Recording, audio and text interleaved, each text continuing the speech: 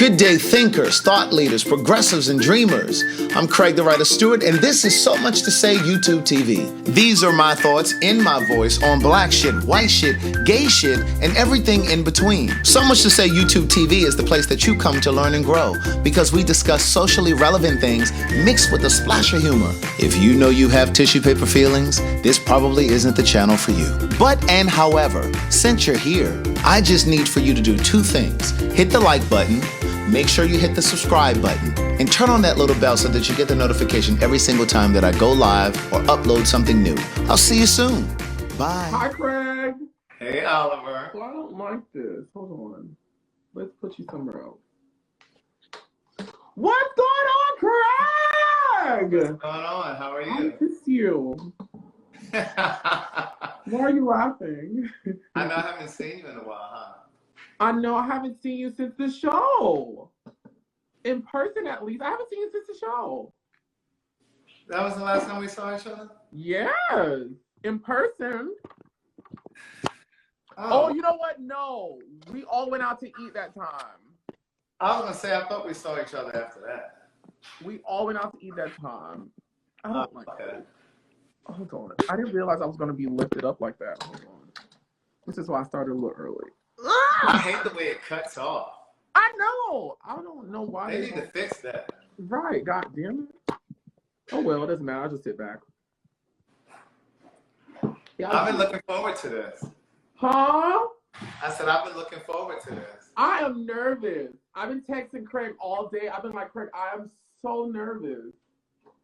I'm putting on my Hampton University journalism cap. Really? So, Craig, tell everybody why we're doing this, what we're doing. Okay, so I feel like Oliver is like a little brother to me. You guys know that he's a content creator genius. Oliver and I first met, of course, over at the Queen's Supreme Court. Oliver was just coming as a guest. He would just come and sit in the audience, and I never really knew who this loud queen was. I was trying Craig, you thought I was just a guest? Well, before you started creating for the show, Craig, you were just... I created the first logo and promotional video and flyers for the Queen's Supreme Court. But see, I didn't know that at the time. You were just... Right. Well, you know, bitch, I'm gonna talk freely because it's my story too. Shit, I was there. The day when her and Kaya broke up, she called me 2 days later on her way to go to Australia. She was like, bitch, I'm gonna revamp this whole motherfucking thing. What are you doing this weekend? I was like, I'm not doing anything. She was like, bitch, I need new graphics. I need a new video. I need new this. And that was really, when she called me with that was my first time doing a lot of that stuff. But like, I figured it out. Like, I just figured it out because I was like, at the time I needed the money to move. And all the thing she knows is all that money, she paid me a lot of money that week. You told me. You told me. Oh, yes. All that money that I got helping her rebrand the show during that first week, that was the money I used to move into my apartment. Mm-hmm. Right. So, you know, when I just knew that you were a person that was coming to the show. I didn't know that. And so then, you know, you started creating stuff for me, started creating content for me. And then me, you and Madison started having more conversations like on a call, you know, like a FaceTime call, you know, to be more like business meetings and stuff, and we'd be strategizing together. And so, and like I said, you started creating content for me, and I would always sing your praises. I would always tell you how I did. I would always you tell did. you. You did. Huh? No, you did. Somebody was doing it. I was doing it. No, she wasn't doing it, but I was doing it. And so, you know, I would definitely tell you that I just thought that you were so gifted as it related to putting together all of the stuff that we were doing. And I used to tell you that, like, you have such focus, you have such laser focus. And for you to be so young, like you were what, 24 or 23 at the time? 23. And I was just like, you're so disciplined, you're so focused. And I said, this is going to take you far. And I remember telling you did. And I used to tell you that this work that we're putting on you, the stuff that I'm giving you, the stuff that she's giving you, and this turnaround, this quick turnaround time, I used to tell you, I said, I don't know what this is going to mean for you in 10 years or 15 years. I said, but I really can see you getting into film and, you know, and when you get into those kinds of projects, all of this stuff that you're doing for us now is going to make sense. Mm-hmm. And you're going to understand, because this is going to be like a training ground for what's coming. And it's going to really teach you a level of discipline, and you're going to understand why you were prepared in the way that you were with these quick turnarounds and just being so spontaneous with what you were doing. And so I used to always, you know, champion for you. And so then when you got into this relationship, this is when we get into the skinny. And then when you got in this relationship, I was excited for you because you and I had our own little heart-to-hearts too. I knew you went to Morehouse. I knew you had graduated from Morehouse. And I used to tell you all the time, you remind me so much of my younger self. Even though you know, you have your good time, you have fun, and you do all that stuff, but you have this laser focus. You're about your business too. And I said, that's going to make a big difference between you and these other little young gays that are your age, that they're having a good time, but they're not putting in the work to move themselves forward down the line. And so when you got into this relationship, I remember thinking, like, I wonder if this is going to be the thing that's going to distract him. Because, you know, sometimes gay men and women sometimes lose their focus when a relationship comes. And so you and I were still working on different things, but then I started noticing that, you know, you weren't really hitting my deadlines like you would in the past. And I'd be like, Oliver, with my shit, like, what's going on, you know? And you and I, on everything that we've done, I always come to you with an idea of what I want to see. Mm-hmm. But then there's an expectation that I have of you, and maybe I shouldn't have it, but I have this expectation of you as an artist as well, that when I give you my idea, you can take it and run with it. So I'm coming to you with an idea, but then you're going to take it to that next level. But then this last thing that we were doing, I just felt like I was pulling teeth, and I kept saying, well, Oliver, this is what I want. It just doesn't have this punch. And it's like you weren't picking up what I was putting down. And I didn't know that there was some stuff going on in your personal life. Mm-hmm. And so, and I thought that I had a pretty good gauge with you in terms of like what was going on. And you understand what I'm saying? Like, I kind of felt like you and I had enough of a rapport that I knew what was going on, because the last time I had checked in with you, you were like, yes, I'm in love. You know, I've never been in love like this before. You know, I'm really happy, this, that, and the third. And I just believe, for all of you that are watching, I just personally, my people that are close to me, that I deem close, that I respect or that I love or whatever, I believe that we have to be, you know, people say I have to be my brother's keeper and all that kind of stuff, but I feel like when you're a part of my tribe, or I'm a part of your tribe. And so I kind of felt like, you know, you could have come to me and said, well, look, this is what's happening, this, that, and the third. But we didn't have that. And so it wasn't until one day I was on my live, and I was just like, I have to call Oliver, da-da-da-da. And they were like, oh, he had a breakup. And I'm like, wait. So I found out about the breakup on my live. And so I immediately got off the live. I text you. I think I text you. I don't think I called you. I text you. And you know, because I'm kind of your elder. Repeat that, please. I don't really look like it, but I am your elder. Definitely myself. And so I had hit you up because I just believe that we have to check in with each other and just try to make sure that we're all good, right?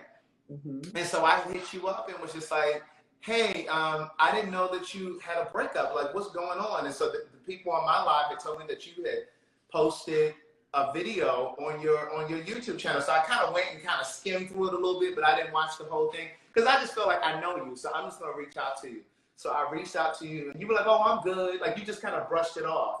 And because I've lived a little, and because I know what it's like to go through a heartbreak, especially a first heartbreak, especially when you say you're in love with a person, especially when you've made that person public, and now you're becoming a more public person, a breakup isn't the same anymore. And so I knew that you weren't ready to talk, but I didn't really want to push you. And you were like, "Oh, I'm good, you know, I'm happy," and just da da da. And it was just almost like you just wanted to just kind of push it to the side, and you didn't really want to talk about it. And I didn't want to stoke you. I just felt like if the time was meant for us to have the conversation, we would have it. And so then you and I revisited the conversation probably a few weeks after that, and you kind of opened up some more, and you told me a little bit more. And so the purpose of this conversation is for anybody that's going through a breakup to learn from this conversation and to learn to sit in it. I believe that you have to sit in the pain of it. And that was another thing. When I was kind of watching your social media, I was just like, "Oh, my friend is really trying to navigate this breakup." And because even if I don't even know how to explain it to you, but I've seen that pain. I've recognized that pain. I've lived that pain. And so I was watching you, and I was like, "Yeah, my friend is really trying to cope." And I could tell you were trying to figure it out. You were trying to navigate your way through it. But again, I just felt like if you wanted to talk about it, we would have talked about it. And so, you know, we did talk about it some more. And so I just want you to be really clear. I want you to go through this breakup with dignity. But also, I want you to go through it learning and grabbing all of the lessons. Because what can happen is, I personally believe, this is what I personally believe, that with every breakup, I don't care if it's a divorce or if it's an actual breakup or you've lived together or whatever, I really believe that there's a PTSD that can happen. I believe that there's a trauma that can happen as a result of a breakup. And you can start to second guess yourself. No matter how amazing you think you are, no matter how handsome or pretty you think you are, a breakup can cause you or cause us to second guess ourselves. And it can start making us question, well, am I as great as I thought I was? Because if I was as great as I thought I was, this relationship would have sustained. But it's not just about you, it's also about him. And it's about how both of you came together to make this relationship work. And it lasted and worked for as long as it was supposed to work. So now I want to hear from you, and then I'll just ask a few questions here and there. Well, can everyone hear me? Can everyone hear me? People can hear me. You can hear me, Craig? I can hear you. Okay, dope. I mean, to be quite honest, you know, this is probably one of the few times in life where I'll ever be lost for words. I don't know where to start. I don't know where to begin. I've only really talked to like my close friends, my spiritual therapist, my emotional therapist about these things. So it is and probably will be difficult for me to kind of talk through this, but I have a strong belief that, you know, as an influencer, as a person that makes my living off of people liking me and people supporting me, I think it's so important to be as transparent as possible. You know, the same way that I can post Tyra Banks called me, the same way I can post, you know, WeTV and, you know, all the other great things I love to share with everybody. I should be transparent and tell people, you know, the not so great things, because I believe in helping people. I believe in educating people. I believe in living a life that is an example for other people to learn, grow, and be inspired from. So that's why I was like, okay, well, Craig was like, we should talk about this on live. And I was like, you know what, Craig, with you, who I absolutely love, you know, y'all have seen me and Craig go back and forth on social media and on the TV show. But I absolutely love Craig so much. I think he is so smart. I think he is so handsome. I think he's so nice. I just think he's a great quality person, and I always just like hearing him talk. So I was like, if there's anybody that I'm going to do this with, of course, I'll do it with my good old Auntie Craig. So I'll turn it back over to you, and you ask your questions. I told you can ask me whatever it is that you want to ask me. I'm going to be 100% transparent about everything, my shortcomings, really mainly my shortcomings. And that's important. That's important. It's important to me because, you know, him and I, you know what, ironically, he texted me today. Oh, really? Yeah. Well, let's come back to that.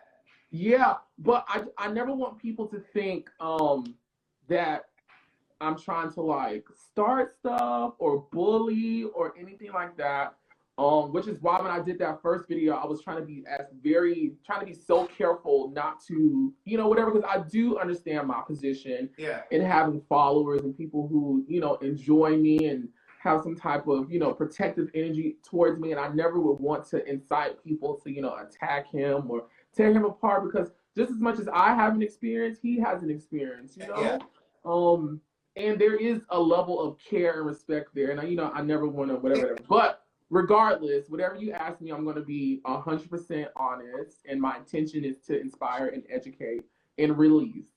So when did you know that it was over? When did you know? Because I think there's always a moment. You want to know the real answer? Hold on. The honest answer is, I think when a relationship is still going, whether it's subconscious or conscious, we know that the relationship is over while we're still in it. So when would you say that it was over? Honestly, after a month after we met and started talking. You knew it was over then? Oh, yes. Mm-hmm. So what was it that kept you going in the relationship? Because let me ask this, because I have been in positions in my life where I have made poor decisions out of loneliness. And because I confused compromise with settling. There's a distinction between compromising and settling. And I think sometimes people settle because they confuse that with compromising. So what's your answer?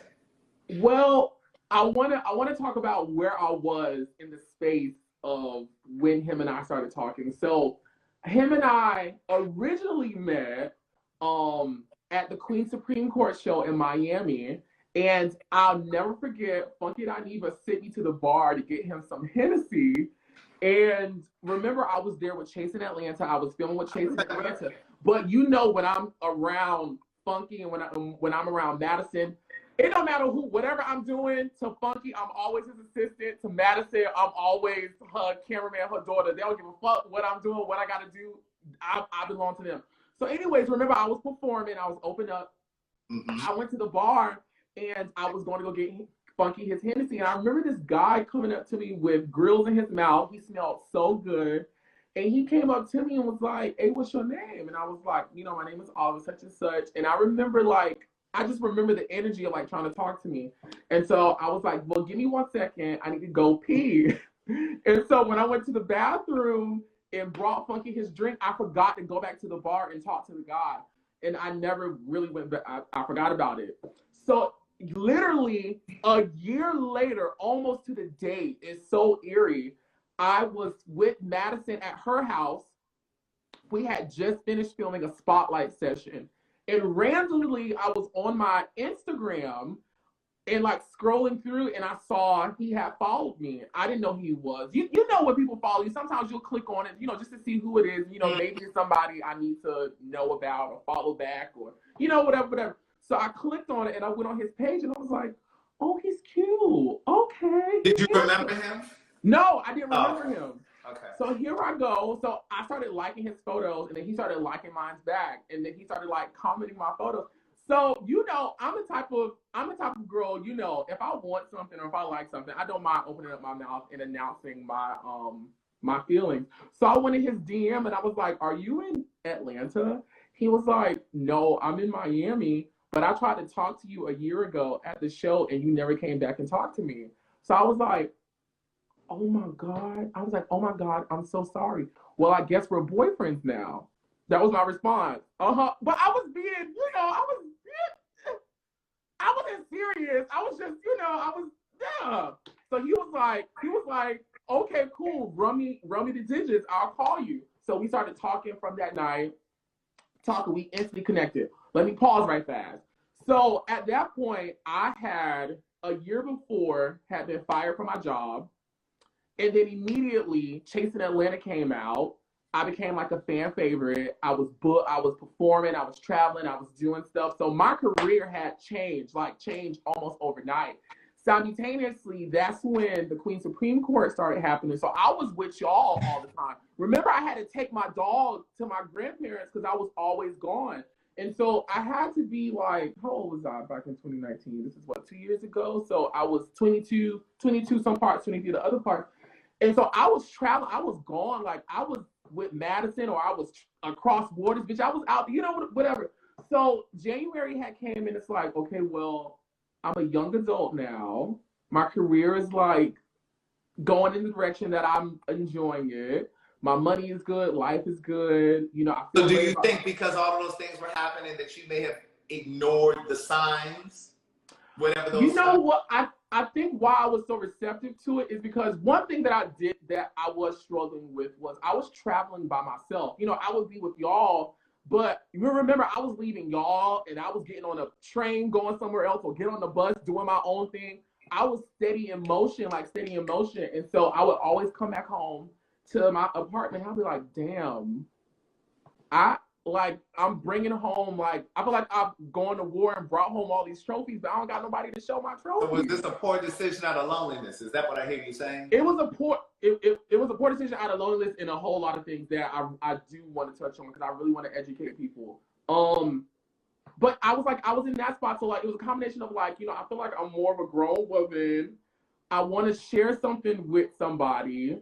And then him and I just had such an instant connection. We're both from Florida. We both know some of the same people. We eerily like knew someone like the same like music and show. Like we had so much in common. It was an instant like, damn, I feel like I've known you forever. But the question is, here's the question that I would have asked you at that time. Okay. What shared life values do you have? Because see, I think people get caught up in, oh, we like the same music. Mm-hmm. Oh, we from the same hometown. Oh, his sign is this and my sign is that, and we're compatible. I think we get lost in that subterfuge, mm-hmm. and we sometimes miss what are his life goals. Where does you understand what I'm saying? Like, can we really mesh? So, like at the time, I honestly thought him and I had the same life goals. At the time, I was interested in growing with someone. Even though I had done all that cool stuff and, had been doing all the little cool social media kid stuff, I still didn't really think I was different. Like I still feel like I was still in a spot where like you still have to prove yourself, you still got to work, you're still in the grinding phase. And so I was like, I really want someone that I can like grow with and build with and experience life with. And like all these things that I'm doing now, like I want to have someone to share these moments with.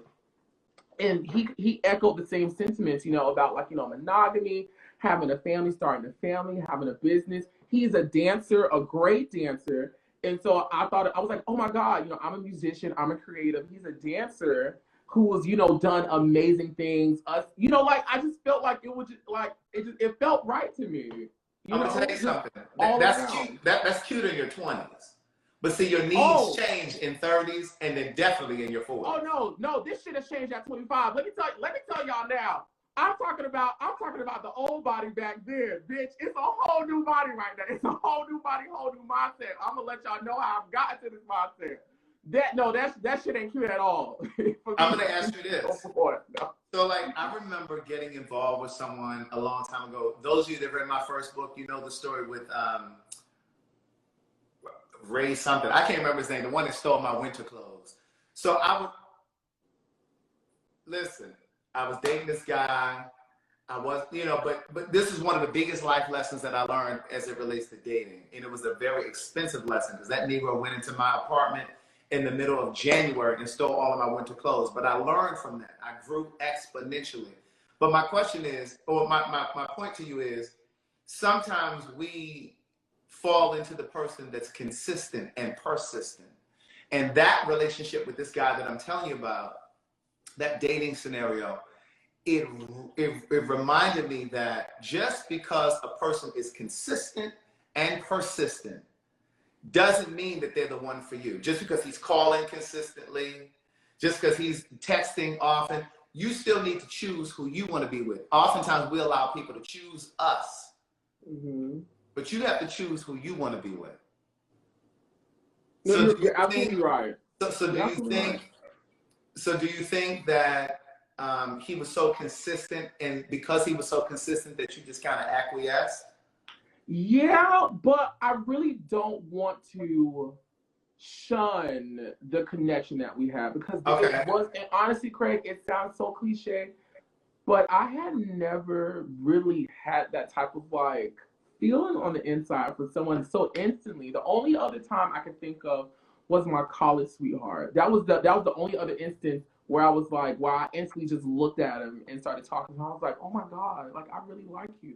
And you know what, Craig? Another thing too that I'll get into. There were a lot of things going on that made me get into the relationship that I'll talk about that I only realized once I got out of it. But Okay. I also thought too, like, I don't think he knows this. I doubt he watches. But my college sweetheart relationship really hurt me that it didn't happen. We both were going to Morehouse. Both of our families knew each other. Like, I really, really, really loved him. And while I don't really credit myself for being like the main reason why we broke up, there were a lot of things in hindsight as time went on where I felt like, well, damn, maybe I should have had a lot more patience, with my boyfriend at the time. Because, Kirk, I've always been an overachiever. I've always been a very busy girl. I've always been active, doing stuff. That's my judge. And my college sweetheart at the time wasn't as self-motivated, wasn't as, resourceful. He didn't have that same fire that I had. And that really attributed to us breaking up. I was like, no, nigga, you acting like a fucking bum. And I'm on campus, top of my department, performing. Everybody like, you need to whatever. And for so many years, I was like, damn, what if I would have just been patient with him and like helped him and showed him and stuff like that. So when I met my recent ex, I was like, maybe this is my second chance to like do it over again. Don't be so strict. Don't be so regimented. Don't be so like, oh, he got it. That. If he's speaking to the majority of the things you wanted, which at the time I wanted a friend, I wanted company, I wanted a partner, I wanted a consistent A friend and company. but That's it. it's one thing. It's one thing we have best friends that come over and you watch TV. Them hoes gotta go home. You know what I'm saying? But it's another thing we have somebody that like you do everything with. Craig, don't judge me, okay? I'm not. Let's just thank God I'm figuring this shit out at 25 and not 45 like you, okay? No. I figured that shit. Trust. I'm figuring that shit out. So you said I was like, oh my God, this is another opportunity for me to do what I felt like I missed up years ago. Right. And I get that. Because I honestly do think that every relationship you should learn and grow from. And it really should prepare you for the next thing. Mm-hmm. You know what I'm saying? So you said you knew a month after y'all started dating that it wasn't, what did you know? You knew that it wasn't going to work? You knew why it was going to end? Or what was it? I don't want to say. Now, you said you were going to be completely open. Well, it's just, I don't want to make him look bad. Well, what was it in a month? Because there are people who are in a relationship right now with somebody and they know. Okay, I'm gonna be honest. Okay, I'm gonna be honest. I found out he had been having sex with other people. I found out that one of the people that he had sex with was his best friend. And I also found out that while oh my God, but you know what? That's the old body. I'm not gonna judge myself. This is my story, and it's helped me to be the person I am today so much better. I had, of course, talking to him, getting to know more of his story and like, what he was going through at that time. I did start doing things that to me was of no like me doing it wasn't taken away from me. But I knew me doing it would help him. But I found out that there were other people helping him too. So I was like, the whole help financially? Yeah. Uh-huh. Mm-hmm. And you know what? It wasn't, dang it. See, okay, well, I've already opened it up. It wasn't like I was sending him money. I wasn't doing that. But like, I don't want to do this. Okay, I'm already doing it. No, it's done. It's done.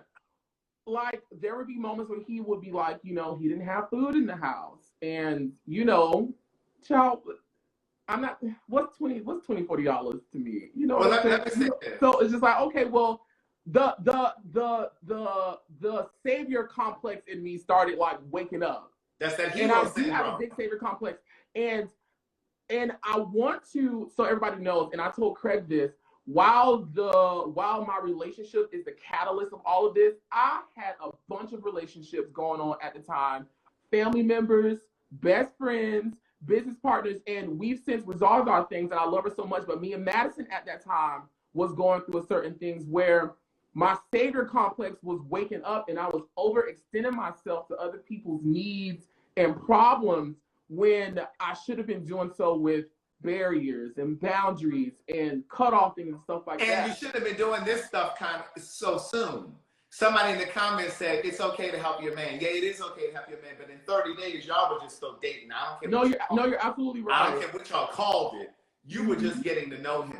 No, and you're so right. I just think, but see, that was one of those lessons that you learned, and you learned early on. Because that's not something, first of all, within 30 days, you need to go find your friends or your support system, because I'm not the one that's going to be helping you. He didn't really have one, and I felt bad. Well, then that you should have turned a blind eye. That wasn't your responsibility. Craig, I know now, bitch. I know you know now. And see, and it's important to say this because there are people that are dating right now. And this is one of the things that I say all of the time. I tell my female friends all the time, some of y'all do too much too soon. Oh, because yes. And this is not just women. Too much too motherfucking soon. Too much too soon. It's not just women, but gay men do it too, because you want to prove to that Negro that you are a ride or die kind of guy or girl. And so you do too much too soon. But no, you don't need to lead with money. You lead with personality. It wasn't even proving to him, because to be quite honest, I don't got shit to prove to him, you know. It was more so, which I'll get into more, which, you know, we're on it right now. It wasn't until I broke up and I've been going through like these talks with my therapist, because I am talking to therapists. I am, trust and believe, because this breakup was very hard on me. A lot of the things that I was doing for him, I was subconsciously doing for myself, you know? And a lot of reason why we did connect also is that him and I shared a lot of common trauma.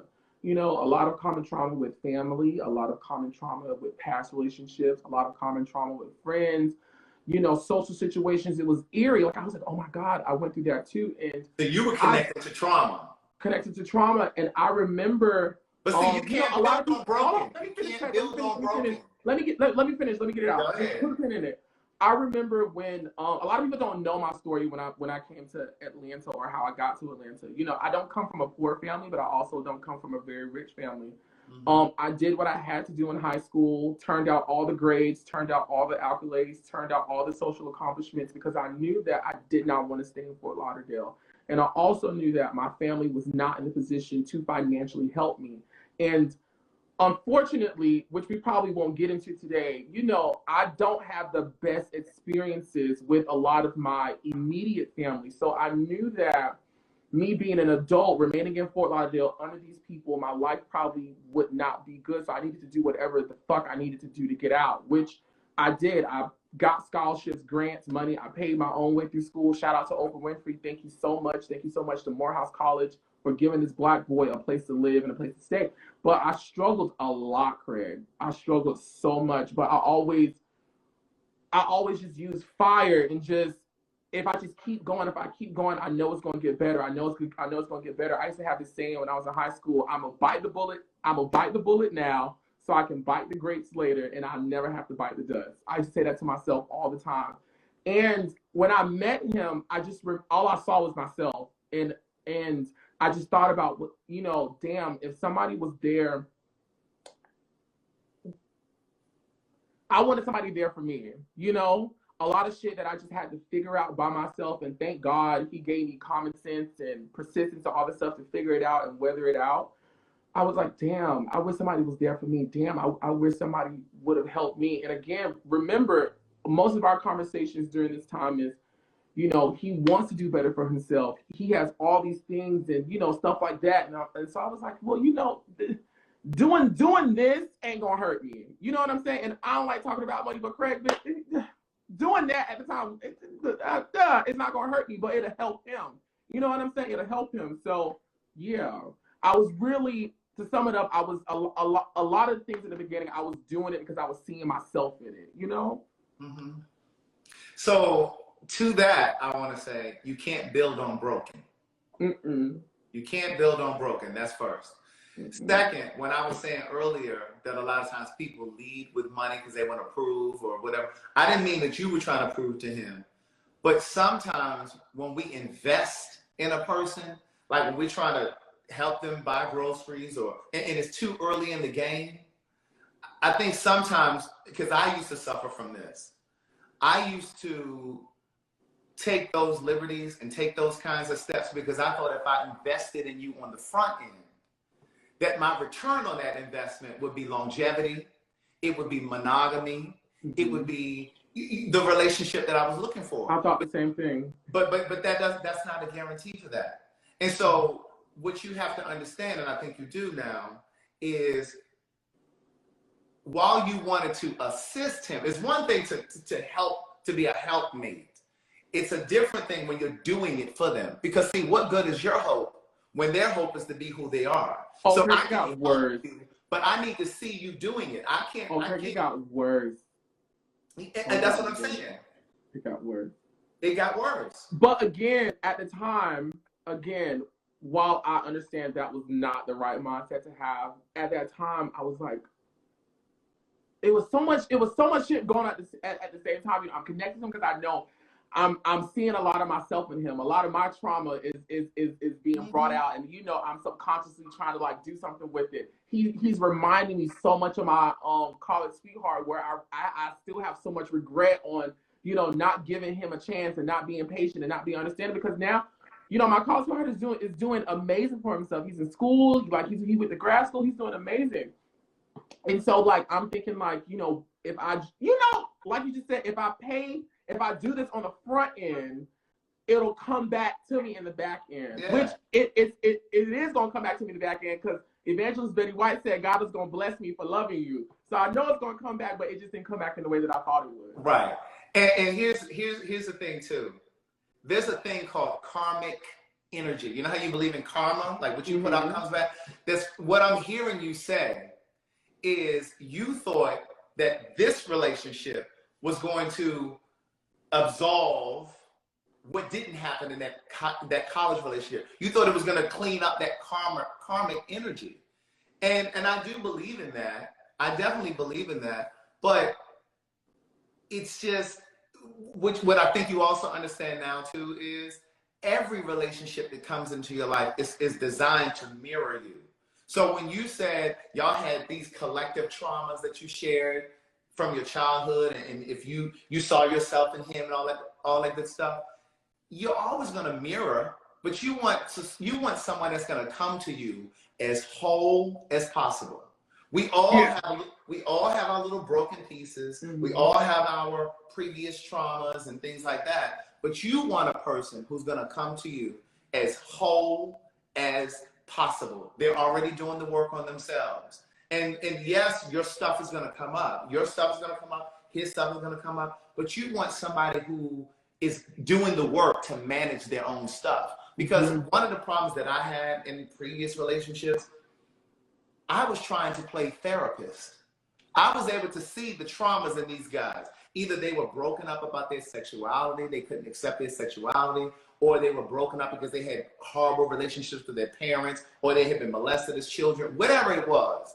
I was trying to play therapist. And see, this is why it's important to sit still and be single for a while until you clean up that stuff, right? Mm-hmm. Because what will happen is you'll continue to repeat the pattern. You'll continue to date that same person. It'll be a different person, but it'll be the same person. And so you have to clear that stuff out, because otherwise you'll keep making the same mistake.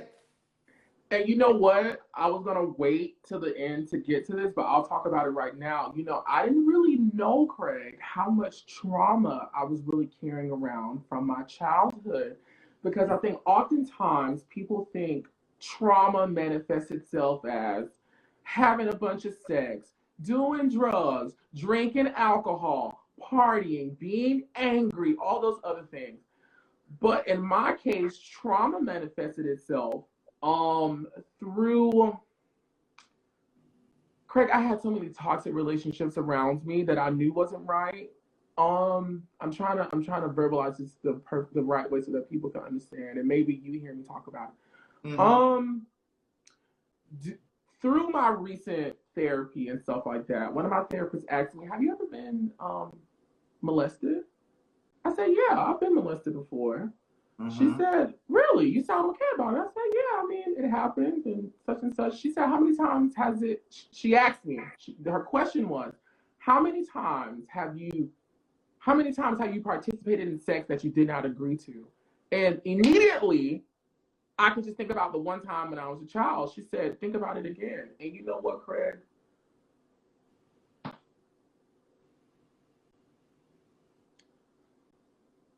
I realized that between the ages of 4, mm-hmm. all the way, how old was I last year? 24? From the ages of 4 to the age of 24, I counted 9 times. Wow. And so, with that in mind, and as well as I don't have the best relationship with my father. My father was a drug addict. My father tried to kill my mother out of like a druggy rage that kind of separated the family, you know, me from my father's side, and, you know, sent me and my mom back to Fort Lauderdale. But I always remember knowing this story, and for some reason growing up, I just always felt obligated to say, "I love you," or "I'm so happy to see you." And while I love my mother, I love her so much, and my mom did a great job. And I know my mom has her own trauma and her own struggles. Mm-hmm. You know, there is a lot of emotional abuse between my mother and I. There's a lot of physical abuse between my mother and I.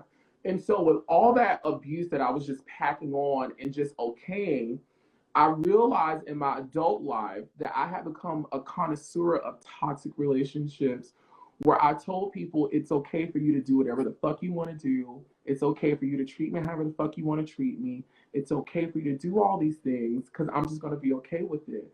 And I realized that I wasn't realizing my own worth. I wasn't taking care of myself. I wasn't protecting myself. I wasn't having my best interests at heart. I wasn't really loving myself. And I'm thinking, you know, I'm looking at the mirror, bitch, I think I'm fly, I'm confident, all that other stuff, but that's only the surface of loving yourself. Behind the mask. That's right. Are you placing yourself in situations that are beneficial to you? Do you have people around you that love you? What are you allowing? What are you tolerating to be done to you? Are you exposing yourself to healthy things socially, financially, spiritually, physically, all these things? And Craig, I was not. And when I met him, the only thing I wanted was somebody who was nice to me, I can have a good time with, and then I can trust.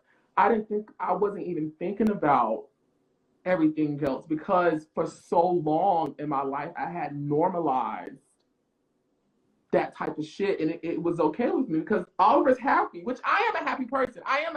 Like, bitch, now I want everybody to think I'm right here. No, the smile y'all see, the energy y'all feel is very so much true. Right. But I was still a connoisseur of so many toxic relationships, Craig, where I was just letting people do the fuck whatever. Y'all saw it with T.S. Madison, and I love my gay mother. I love her so much, and I respect, love, honor, sing her praises. But Madison was doing a lot of shit financially to me that, girl, was not right. And I knew it wasn't right, but it was just like, I mean, okay, cool. I guess we figured it out. You had fostered those kinds of relationships from your father, your mother. And so it was natural to you to embrace those kinds of friendships. Mm-hmm. And this relationship sounds like. Mm-hmm. Definitely. So how long did you end up together total? Let's just say a year. So a month into it, you knew. Yes, I knew. And that night when I found out all that stuff, I was really done. My question is, what did you tell yourself to continue on? Because you just said you were done, but clearly you weren't done.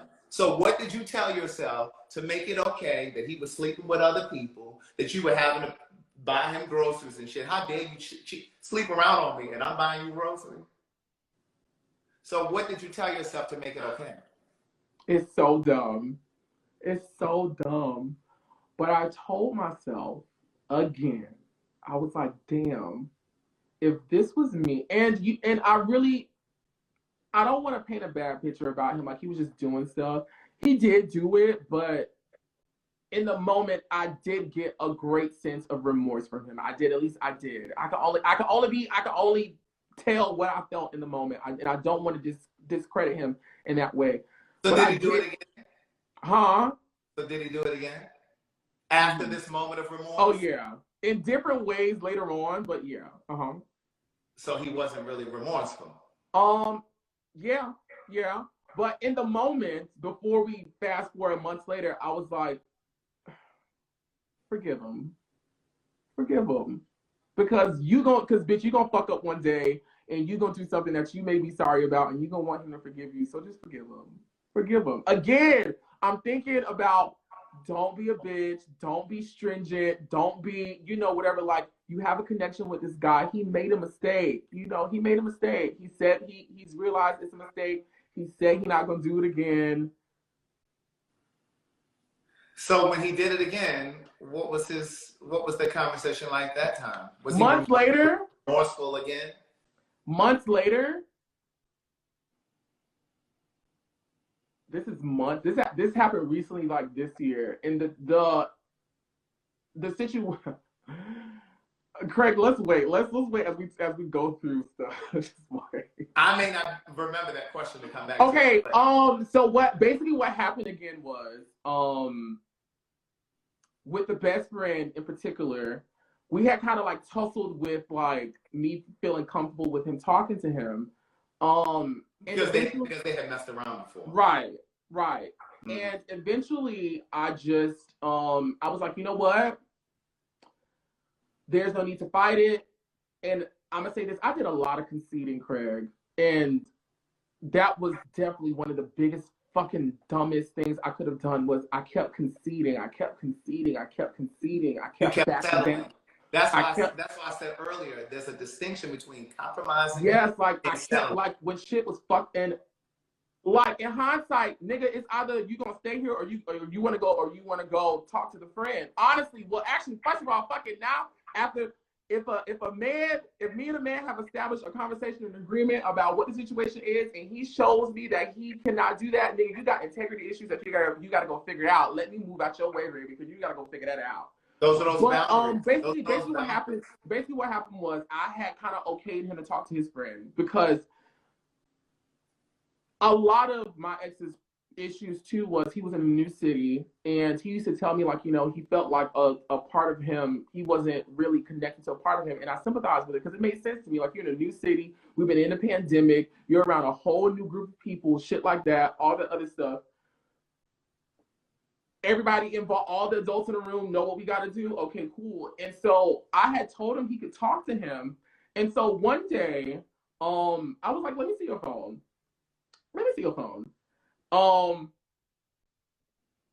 And he sat right there. I went to the phone and I gave it back to him. I didn't say anything. I said, I just wanted to see your phone. And so before he came to work, he came back out. He was like, I just want to tell you that name you saw in the phone that I had changed was really my best friend, and we were having a conversation. And he was telling me things, and I just didn't want his business to be out there. And so my response to him was, I had already okayed you to talk to him. Like, why did you feel the need to change his name and all that other stuff in your phone? And like, that was like another one of the final moments in our like closing months. I was like, yeah, like, and he was like, well, I just didn't want you to feel away. And I was like, well, how the fuck am I gonna feel away? Like, we've already had the conversation, agreed on it, but now you're doing something contrary to what we said, but now you're making me responsible for it. No, it don't work like that. Right. So yeah, that was me saying about it happening again. So one of the things that I had to learn, what I wanted to say earlier too was, that's why it's important to sit still. until you clean out whatever your traumas are, your childhood stuff, your previous relationship stuff, that baggage, because you're able to see yourself and you're able to be clear about what you want moving forward. For me, one of the things that I realized was, if I'm capable of setting a certain standard in my relationship, then I expect the person that I'm with to be able to do that. I'm not in the business of policing you. I don't want to be with somebody that I have to go through your phone, or I have to, check on you to make sure you're okay. I need to know that you're going to be who you are when you're with me and when you're not with me. And I think sometimes we kind of have this, and I say we, I just mean people. We have this thing where we think that, well, let me go in another direction. First and foremost, I believe that monogamy is possible for some people, but it's impossible for others.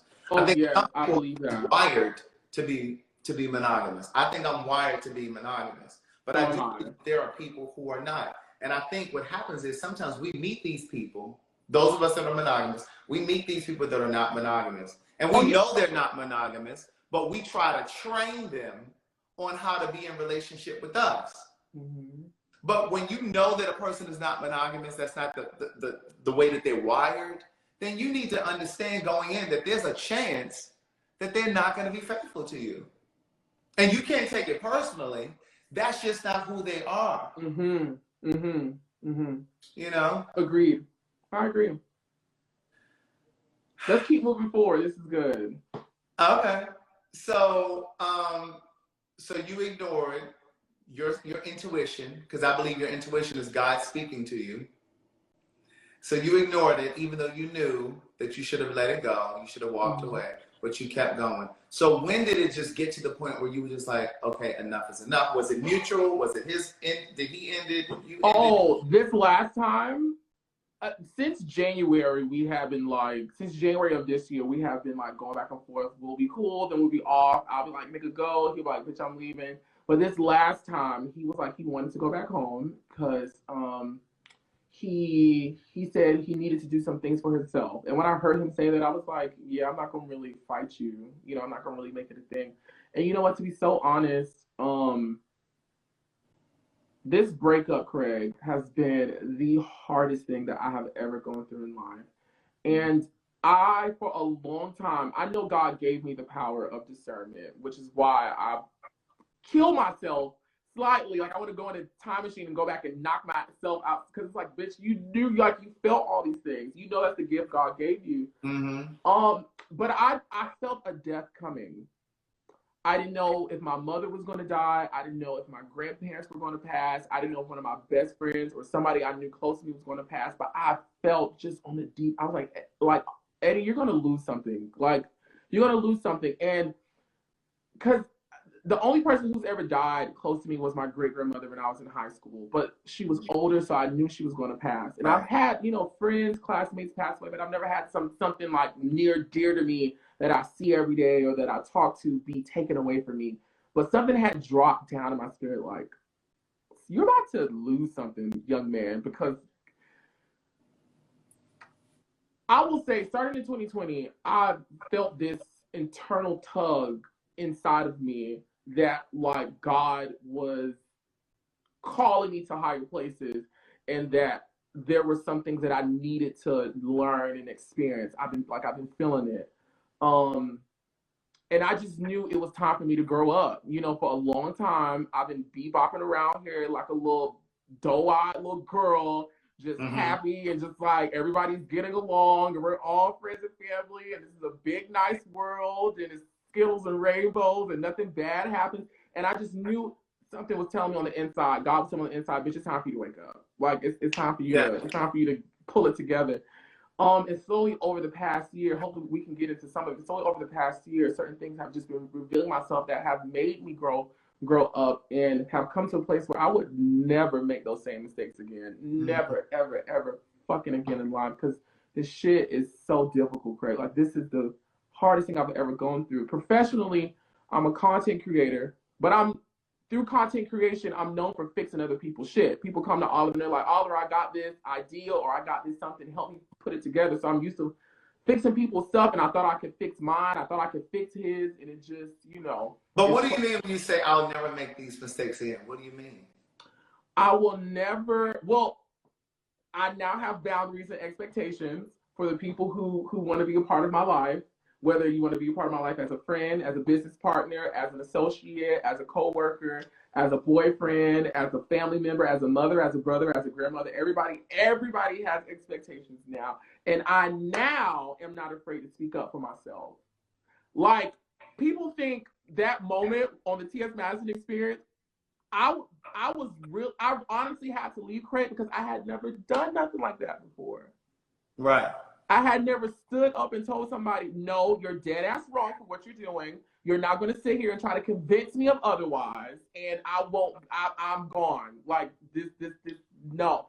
So I don't mind standing up for myself. I don't mind taking myself out of situations or away from people that I just know that are not good for me or are showing me signs that they have integrity issues, that they have trust issues, that they got some trauma that makes them react weird ways and shit like that. Craig, I don't play that shit no more. But see, here's the thing. It's important to understand two things. Yes, it's important to set boundaries, but you can't control whether or not people respect those boundaries. The only thing you can control is how you respond. I can control my 2 damn feet or whether or not I want to stay around while they're doing all this. And once they show me that they're not doing it, bitch, I'm gonna get my things and my dog, and we're gonna keep on trucking. And maybe if destiny realigns us and you got it right, we may be cool. But right, now that's one thing. But the other thing that we have to learn too, though, is that sometimes the answer isn't always to run, because sometimes it's our own previous trauma. So for what I'm saying is, so let's just say you get into a relationship a year from now, 2 years from now, and something may feel familiar, like something that happened in this last relationship that you had, but it may not be the same thing. It could just be your reflex. Emotional reflex. It could be your wall coming up. So it's important for you to be able to distinguish between the two. That's why I'm saying it's important to really sit still, to really get to know yourself, and to know the difference between your previous trauma and your previous baggage and an opportunity for you to grow in the relationship that you're in. Because it's not always the end. Because like you may get in a relationship a year from now, and you may have a guy that he's about his shit, but then he may fall on hard times and he may look at you and you may have to carry the load financially. But you can't dig your feet in the ground and be like, oh no, I've done this shit before. Oh it's not the same thing. You know if he's showing me that even while he's down, he's working and he has a get up and go get it type of attitude about it, then of course by all means. Right. Like I said, I'm in therapy.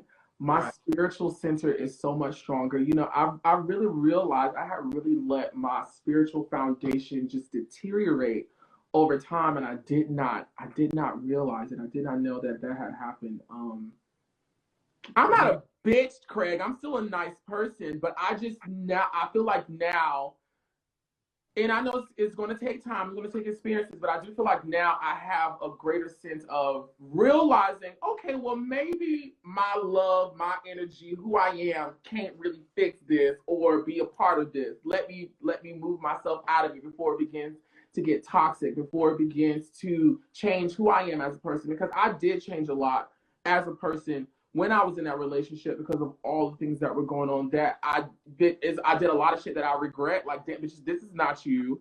So I have a greater sense of when it's time to go, when it's time to, you know, separate, when it's time to let me back away a little bit, when it's time to, you know, whatever.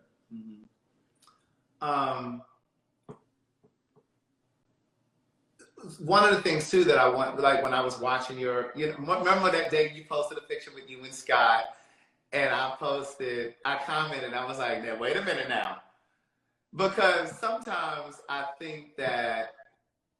Kurt, you thought I was serious?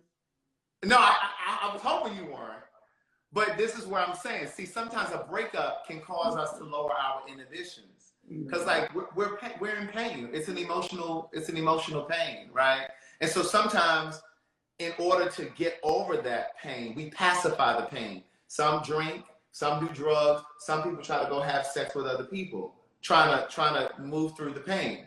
But you have to be patient with the pain. And what I didn't want you to do was to try to pacify the pain by going out and sleeping with other people. Because there are a lot of people who believe that the way to get over someone is to get up under somebody else. And I think that is the most dysfunctional thing to do. That's when you're supposed to get really centered and really get by yourself and really get still to make sure that you're clear about the choices that you're making. You know, the next steps. Mm-hmm. One thing I do pride myself on is from day one, I knew that I didn't want to be in this type of pain again, at least not through this way. And so when I began my healing, which was the next day, next day, I was like, you can't run from it, you know? And I'm not really a drinker, drugger type thing. You know, I eat my gummies and, you know, drink my, you know, my alcohol and shit like that. And with my sexual history, I'm definitely not just excited just to, you know, do all that. Right. But I did say I was going to have to sit in it. And, you know, Craig, it wasn't until one day when I came home from brunch and I was with one of my girlfriends and she drove through downtown. And only thing I could see was the first picture I posted of him and I, or at least one of the first pictures I posted of him and I, when we were in the park. I had just found out that I was going to be on the T.S. Madison experience with a contract and I was getting paid and they told me how much I was getting paid. And so I was like, oh my God, I need to work out. This is going to be a great experience. And I remember, what'd you say? No, I'm just laughing. Go ahead. And I remember him and I going to the park and it's a picture of where he's sitting down and I have him this waist trainer and I'm standing behind him and everyone was like, oh my God. So I'm driving past and I'm seeing the picture being taken. And Craig, when I got home, I just let it out. I've never in my life cried like that ever over anything. And well, Craig, I had to let it out. I had to feel everything I was feeling. I was feeling hurt. I was feeling betrayed. I was feeling lied to. I was feeling embarrassed. I was feeling stupid. I was feeling alone. I was angry. I was sad. And I was like, well, girl, if this is what you're feeling, go ahead and feel it. But I was I was on my floor. It's funny now. I never made it to the bedroom. You've been to my place. You know the kitchen is right by the door. You know the little space between my island, Craig. I was just on the island, just cry. I fell asleep right there. Yeah. Fell asleep crying. And when I finally did that release, every day after that just felt so much better. Of course, with therapy and you know all the other stuff. But every day just felt so much better.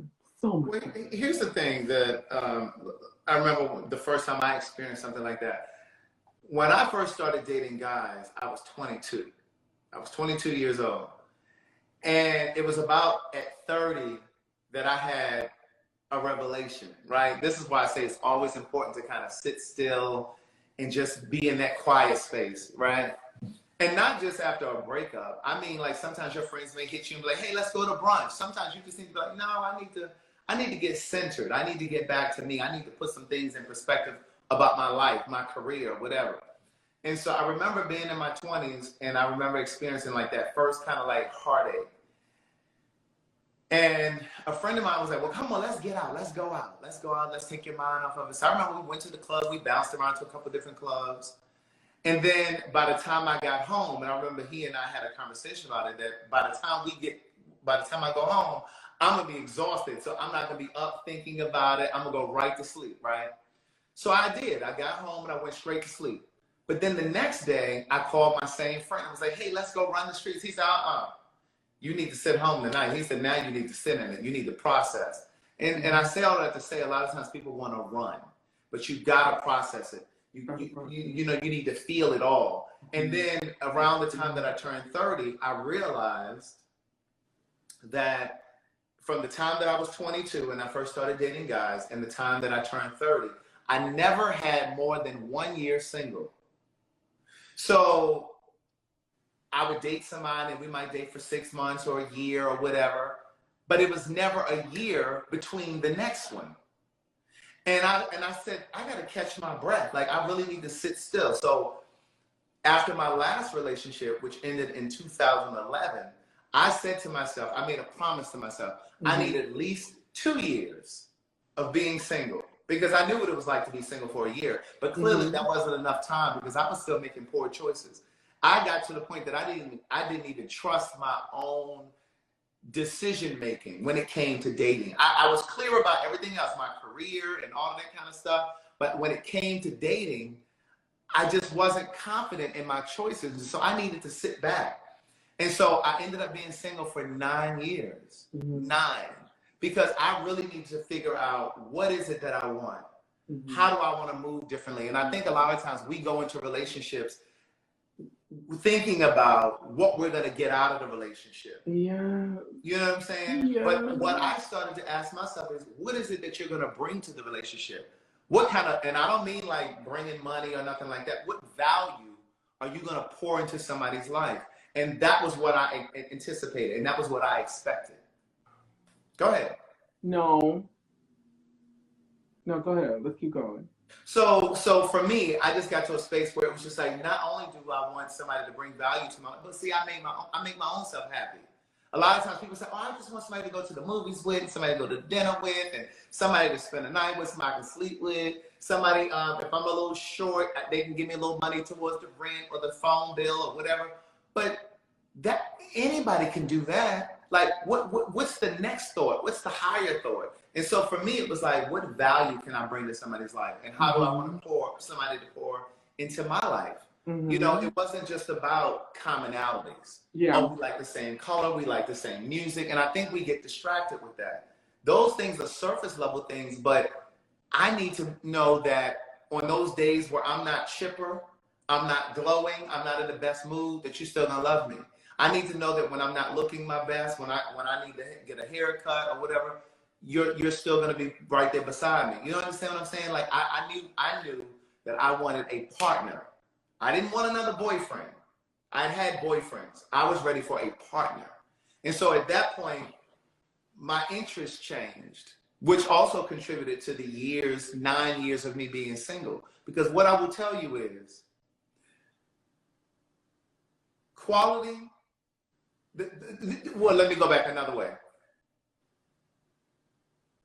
Being a person of substance that has value and is going to bring value to a relationship, and I don't care if that means if you own your own house, you got your own career, you got a degree. When you're a person of substance, sometimes the consequence of that means being single just a little bit longer, because you're not going to put up with the same shit that the basic kids are going to put up with.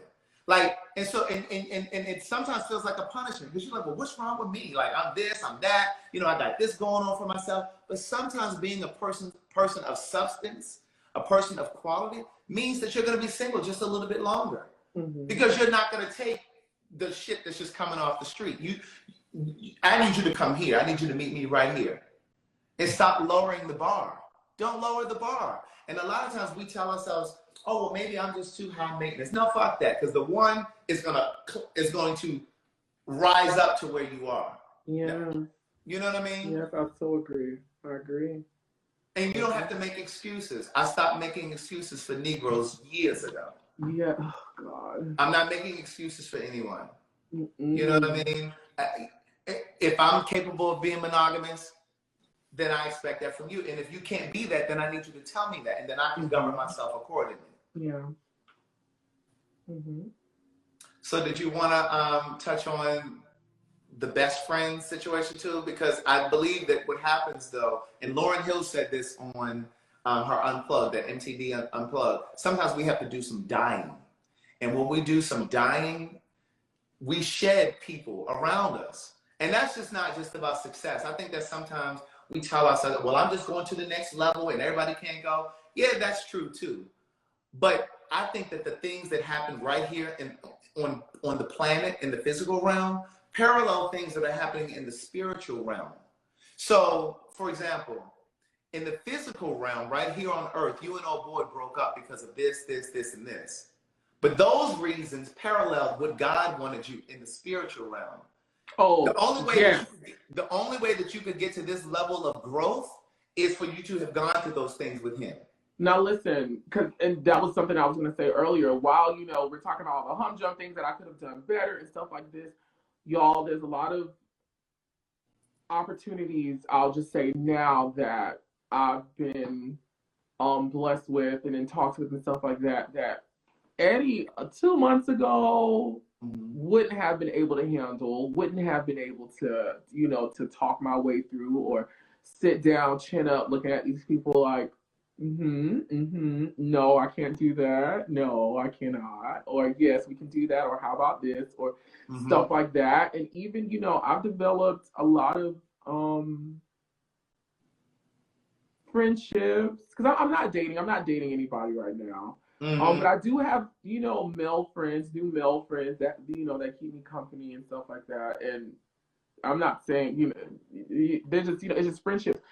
But there's been a lot of great things, Craig, that have a lot of great things that mean so much to me, and that I really hope God moves on and does, because I really do feel like it's going to change my life that I wouldn't have gotten if I was still with him. And a lot of the confidence that I have and the ability to, again, protect my boundaries, protect my barriers, that verbiage, that attitude, that way, in these new conversations, if I hadn't gone through those things, I wouldn't have been able to, you know, X, Y, and Z. You know, I'll keep using Madison only because that's the one that everybody saw on national television. But if I didn't have that moment with Madison, and, you know, we were able to get through that, there's been a whole bunch of partnerships, operations that have gone through since then. Bitch, I've done work with Sephora, McDonald's, X, Y, and Z, and they're like, hey, Oliver, can we work with you? Yes. What is this guy talking about? X, Y, and Z. Okay, well, no, I can't do it. Okay, well, how about this? And y'all have seen McDonald's posted on my page, and, you know, friendships, relationships, whatever. There's I don't talk the same. I don't act the same. I don't react, you know, whatever, because I'm in this new space of just. It was all designed to grow you. It was all designed to grow you. And the thing that I want to say to you, the thing that I want to leave with you is take your time. Take your time moving to the next thing, right? The next relationship, the next situationship. Just take your time. Don't punish yourself by putting yourself in another bad situation. Oh no, Craig. I'm really focusing on myself. One thing about the relationships I lost and how I knew everything was divine, y'all. I tell y'all no fucking lie. I tell y'all no lie. In all those relationships, the one with my ex, the one with my best friend, the one with my mother, which has gotten better. We're back on talking terms. Okay, well, good. I remember distinctly in each situation where God told me, Punk, no, let it go. Yeah. Let it go. This is not good for you. This is not healthy for you. This is toxic. Let it go. And ironically, Craig, all 3 of those relationships ended on the same day this year. They all ended on the same day. I tell you no lie. He was the first one that happened, then my mother, and then out of the blue, non-associated with the things that had happened early on that day, I had a conversation with my best friend. Reached out to me. He was like, I don't think we should be friends anymore.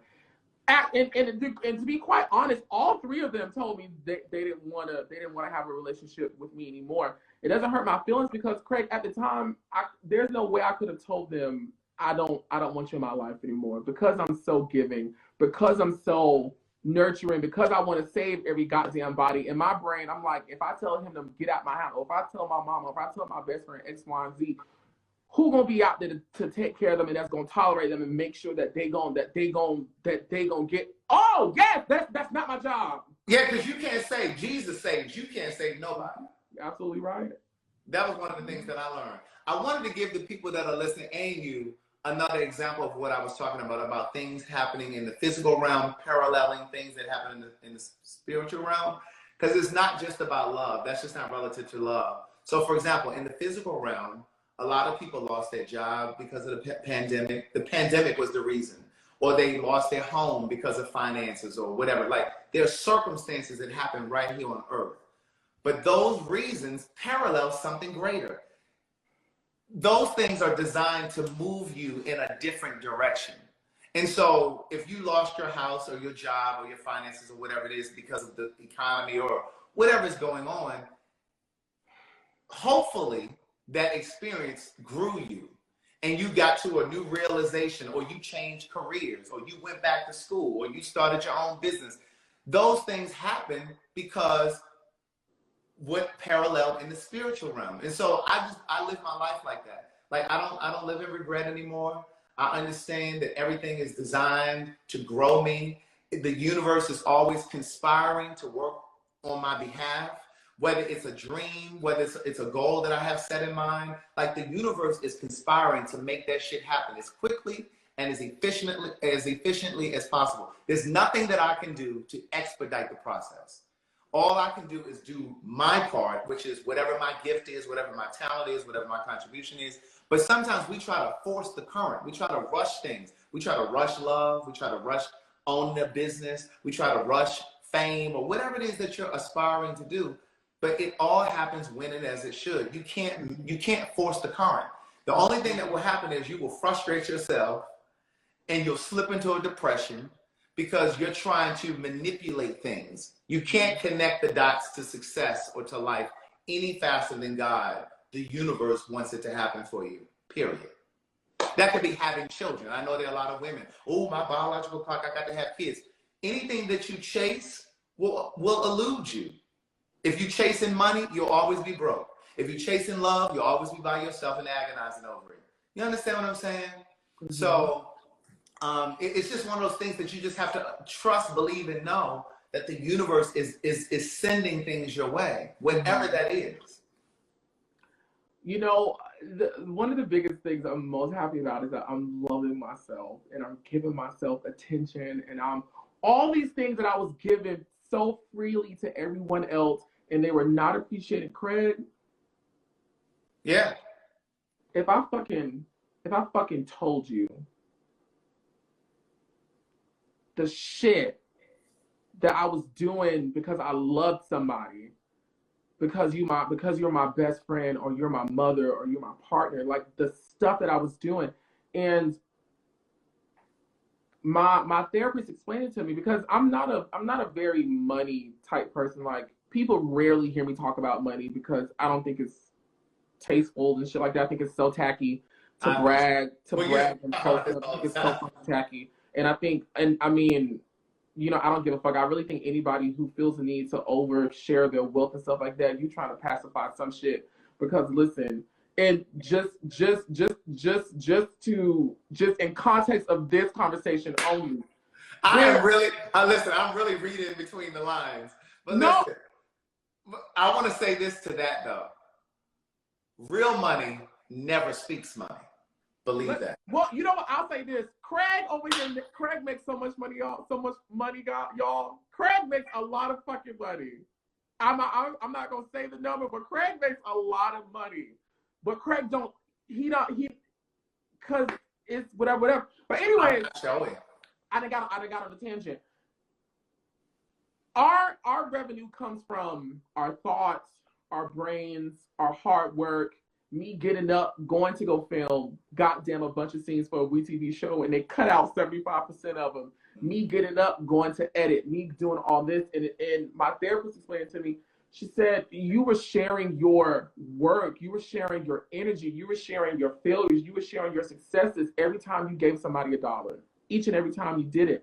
And she said, you have to be careful when you do that, because if you do that to someone who doesn't appreciate it, you're going to feel like how I did, like unappreciated. You're going to feel used. You're going to feel drained. You're going to feel bad at the end of it. And the most hurtful thing I would say that I take away from all the experiences is, Craig, it's very hurtful when people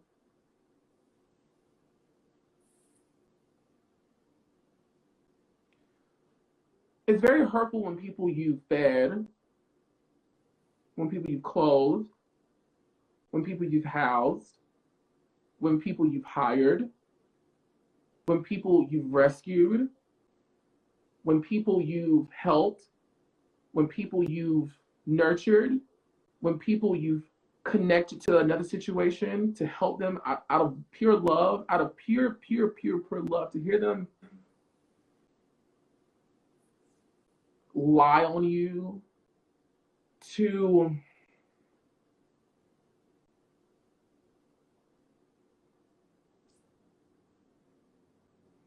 have people not appreciate you, Craig, that was really the most painful thing. Like, there's a whole bunch of things in all of my relationships that shit I didn't fucking want to do or didn't feel like I fucking should be doing it. But because I loved you, and to me, love is patient, love is kind, love endures all things, love is not envious, that's what love is. You're supposed to be there for people. And in my brain, I'm like, if this was ever my situation where I'm drunk and in the fucking middle of nowhere and I don't know where the fuck I am, I would want somebody to come rescue me. Or if my car got fucking totaled and somebody who's connected to me could help me, I would want them to help me, and I couldn't. And so I just, in so many situations, I'm always thinking, if this was me, what is it that I would do? Not because the people deserved it, because to be quite honest, and I'm not going to even go into that tangent because it's in that type of lie, not only did people not do anything that fucking say they didn't deserve it, they did everything that told me they did not deserve it. Mm-hmm. I just always thought about, if this was me, when this was me,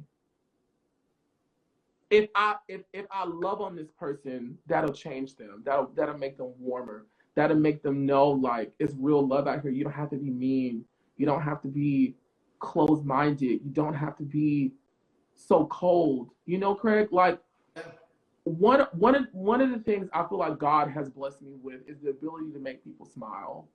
And the gift came from me experiencing his joy and love.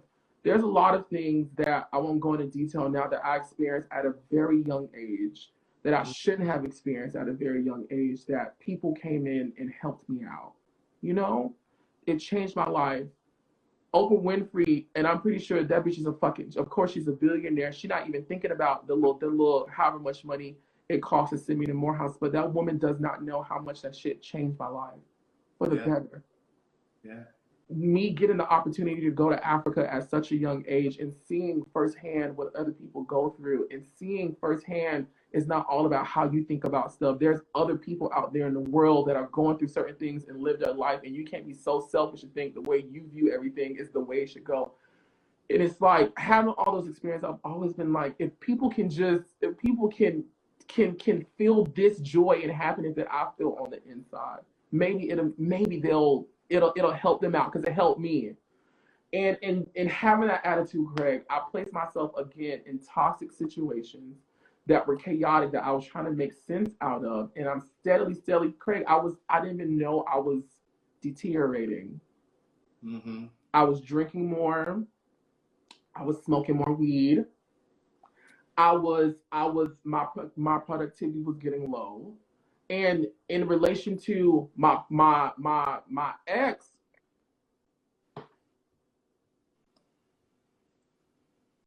I always wanted him to be better. But what good is I always wanted him to be better.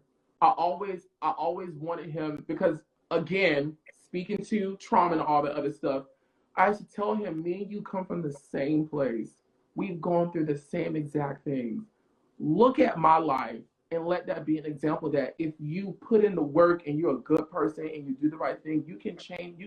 You're sitting front row, seeing all these conversations happening, hearing these phone calls, seeing all these things go, like, you're seeing this firsthand. This can happen for you, Craig. And a lot of my mistake was I did not know when to stop. And my response was to keep on giving. Craig, I ain't gonna go into details about everything, because I just don't want to do that. But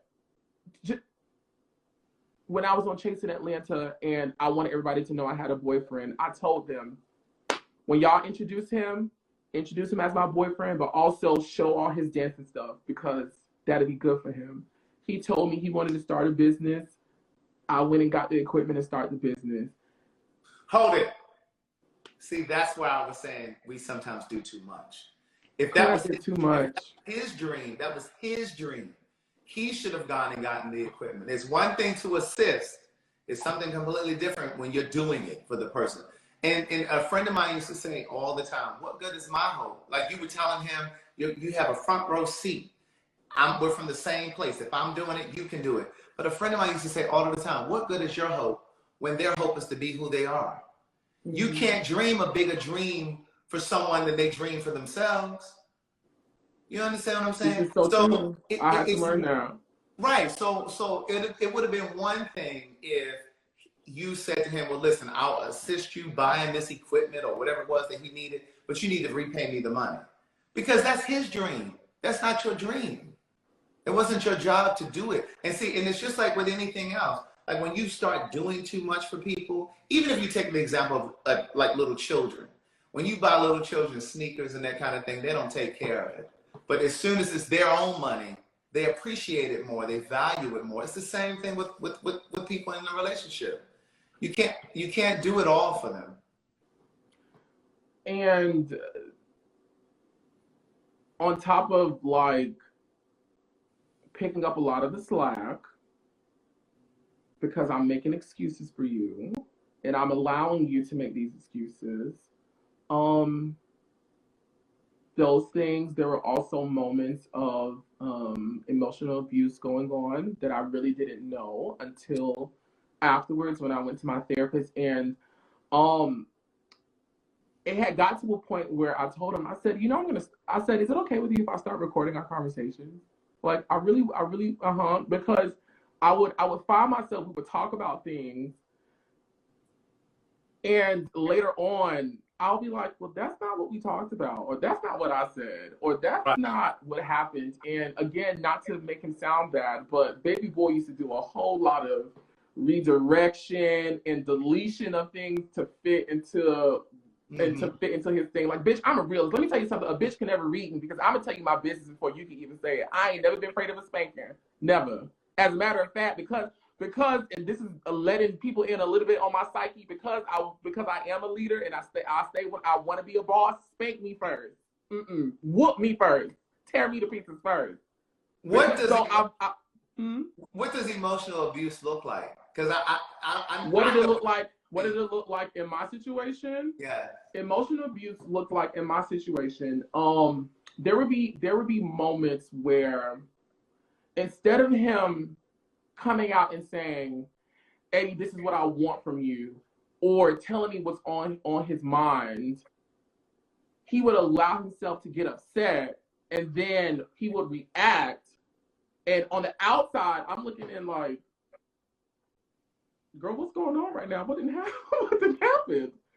And he'll be like, X, Y, and Z, X, Y, and Z. And I'm like, well, hey, if you just would have told me in the moment that it could have been fixed. Craig, you've seen me in intense situations, like firsthand. The internet has seen me in my top model chats, intense situations firsthand. My first reaction is to de-escalate. Right. Hey, what can we do? Okay, I'm sorry. You want an apology? That's going to put peace back in the world? Okay, I'm sorry. All right. I'm probably one of the most easiest people you could come talk to about anything. I'm not going to curse you out. I'm not going to get puffed up. I'm going to listen to you because I may have done something wrong and I may need to apologize for something.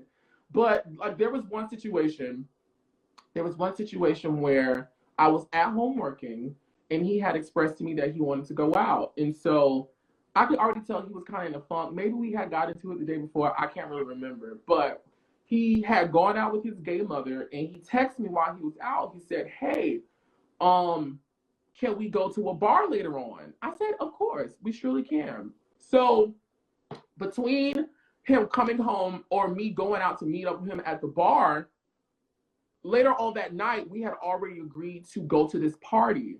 And it was a networking party. So I had already said I needed to get ready. Me getting ready is getting clothes, calling the makeup artist over here, shaving my head, getting my things together. Because at this point, I filmed Chasing Atlanta. I filmed the T.S. Madison Experience. I'm doing sponsorships, endorsements. I'm doing my own thing. So everybody knows around me when I say I got to get ready tonight, what that encompasses. So my makeup artist was already coming. One of my best friends popped up and my cousin popped up. Now this best friend and cousin are a part of me and him, like our hang. This people we hang with. we vibe with, we chill, we have a good time. And so, but they just popped up. And so I texted him. I said, hey, I know you wanted to go out and have a good time tonight.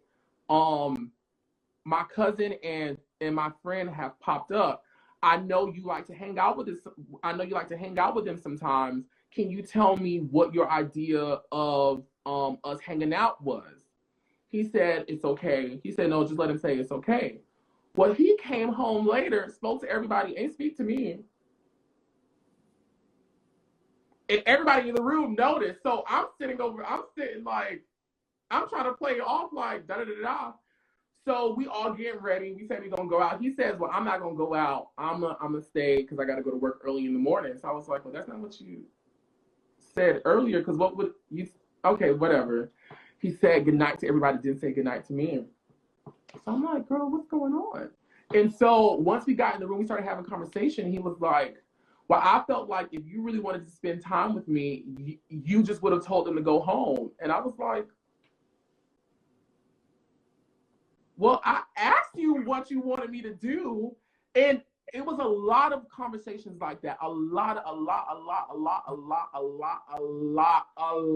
of situations where he assumed I should have read his brain or known. And because I didn't do what he felt or what his brain felt, I felt something else, or that's not what I really meant. When my experience is, well, I'm just doing naturally what I'm doing. If there's something that you want me to do different or want me to know more about, all you got to do is come tell me. And we would have this talk all the time. I'm like, you know, all of this could have been avoided if you just would have told me. And a lot of times I would get in arguments with him, like fiery arguments with him, having this thing like, all you had to do was tell me. And now I'm having to defend myself because you're villainizing something that I did that could have been avoided if you just would have just opened up your mouth and spoken to me. Emotional manipulation looks like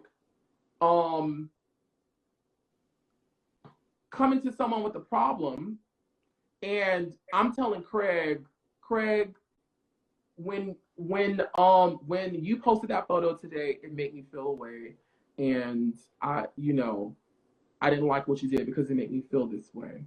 Mm-hmm. Craig begins to say, well, Oliver, I posted it because of X, Y, and Z. And Oliver saying, or not accepting your experience of it and sticking to, because you did X, Y, and Z, you must have meant X, Y, and Z. And I'm like, well, I understand your rationale. I'm sorry, but that wasn't my intention. He will always tell me, every time you do that, it feels like you're not listening. It feels like you're not taking responsibility. It feels like you're not saying you're sorry. And I'm like, well, it's not that I'm not saying I'm sorry, but if you have a different experience of something that I did, at least I feel like it's okay to say, well, that wasn't my intention, or this was my experience when this was going on. You know, right, what I'm saying? Yeah. Sounds like he lacked emotional maturity. But my question is, do you think he resented you? And the reason that I'm asking that is because... Oh, yes. And the reason I'm asking you that is because when you and I had a phone call, we had a FaceTime call, and I said to you, I remember distinctly saying to you, this is why it's important to be with someone who loves what they do and someone who can be proud of you. Because see, the truth is, people can fall in love with your dreams. People can fall in love with your ambition and not be in love with you. And what I said to you that day on that FaceTime call was, it sounds like it was really hard for him to sit there with the front row seat watching you live out your dreams and not know what he was going to do with his own life. And I hate, we're having an honest conversation. And again, I'm saying all these things not to drag nobody. I'm saying all these things to educate somebody out there. So if you're in a situation, you can get out of it, or you don't get in situations because the telltale signs and stuff like that. Because I wish somebody would have told me, because I would have made decisions sooner if I would have had the vocabulary, all the things I've been getting from therapy that helped me identify certain behaviors. I would have made decisions quite earlier. But I remember a couple of things. I remember, and I always got the authentic sense he was very proud to be with me. And he used to tell me all the time, "You're so beautiful. You're so talented. What is it?" I remember one time we were sitting in the kitchen and it was something like random. And he was like, "What is it that you can't do? What is it that you can't do?" I was like, "I don't know. I'm just being me. Shit, I don't fucking know." And I remember this year we talked and I said, "What is it that you want to do in life?" And he said, "I don't know. I do not know." And I do think he struggled seeing me grow from where he first met me to where I am now. You know, so much has happened in my little life in a year's time. You know, so much has happened. And I think because he was unhappy with himself and where he was in life.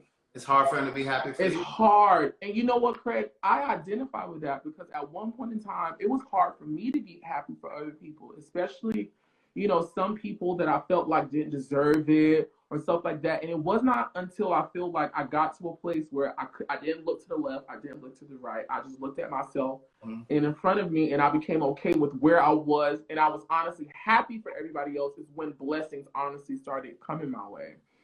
And then also too, after a while of like us always arguing, me steady doing like shit that as a grown 30-year-old man, you should know how to do, or at least be interested in trying to find out how to do it. But because he didn't know how to do it, and a lot of things too, Craig, I didn't realize was at the state it was until I got with him. Like until I saw it firsthand, like, okay, all right. I started backtracking a lot of stuff. Like I started removing myself from a lot of things. And I told him, I said, if you don't want me to be so upset with you or change towards you, I have to start removing myself from a lot of things because I'm doing all these things out of love for you, trying to make your life better, trying to help you as you try to help yourself, but you're not being emotionally sensitive to me. You feel like it's okay to talk to me any type of way. Craig, and again, he may have the experience that I was an evil bitch, which he may have a bunch of reasons why I was horrible, evil, and all those other things.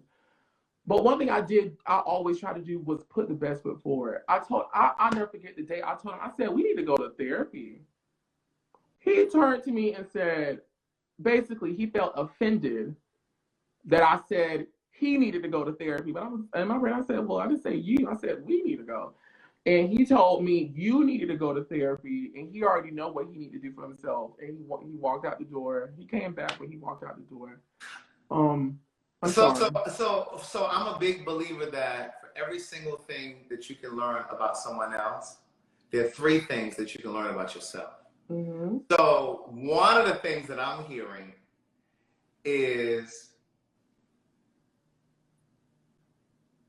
again, the question is again, what do you think you're going to do differently moving forward? Because the fact that he was emotionally manipulative, you overlooked the cheating thing that happened in the beginning. He used to lie a lot too for no goddamn reason. No goddamn reason. Like, yeah, but I think a big part of the a part of your success in going through this and coming out on the other side unscathed is really figuring out why you allowed yourself to shrink a bit. Sometimes people shrink in terms of, here's the thing. Let me just say this to you. I have this thing that I say all the time. See, you got to know your name. Once you know your name, you don't give a damn what nobody in the comments is saying.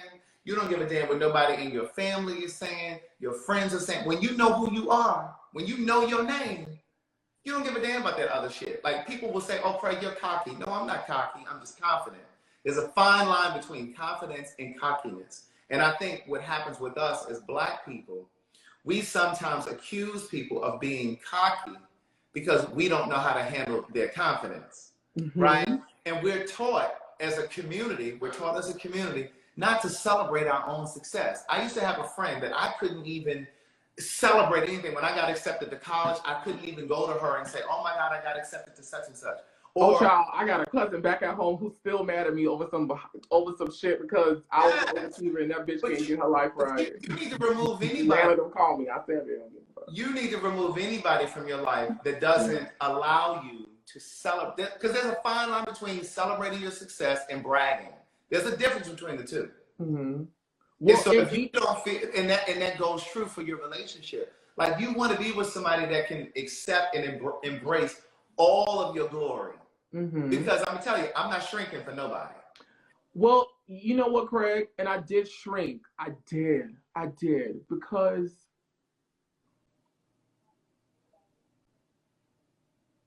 I never wanted to come off to other people because when you know your name, when you know your name. Let me talk through it so the people who are in the position that I was in can realize it and they can get some verbiage to talk themselves through it. Okay. I did understand how other people viewed me. And you know, I did now when I take all things in consideration, that's like you said, it's certain things that would never happen again, at least not that way to me again in life. But I'm looking at all of it on the outside end. Okay, chasing Atlanta. Whoever watches it, millions of views, millions. I'm growing a creative content business.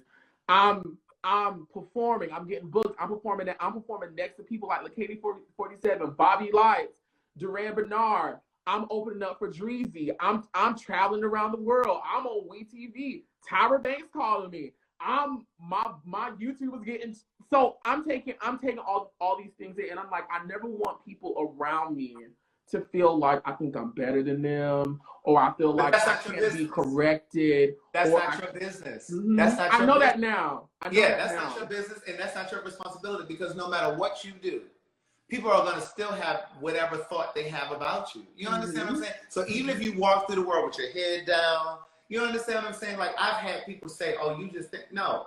If you expect me to walk with my head down so that you can feel comfortable, you got me and life fucked up. I'm not doing that. So I just hope that, you know, those are some of the lessons that you get. And here's the thing. Whatever you're looking for is also looking for you. So if you want a relationship that's healthy, emotionally healthy, it can happen. But when you start feeling those things, those uncertainties, like with the whole situation with him sleeping with the ex or the best friend or whatever it was, and you finding out about it early on, your spirit had already given you the answer. You ignored it. But again, obviously in the spiritual realm, you needed these lessons. And the only way that you were going to get these lessons was to go through everything that you went through in that relationship. So hopefully you'll grow from it and you'll be better because of it. I do want to include this because I was not perfect. Do I honestly think that I started a lot of things? Hell the fuck no. No, I didn't. No, I did not. Like, it was a lot of fucking shit going on, but I had deteriorated to such a point. Craig, I started fighting him. Yeah. Because I just felt like I had just got to a place, honestly, and I'm going to speak very, very candid right now. Bitch, I'm doing shit that your mama has never even done for you.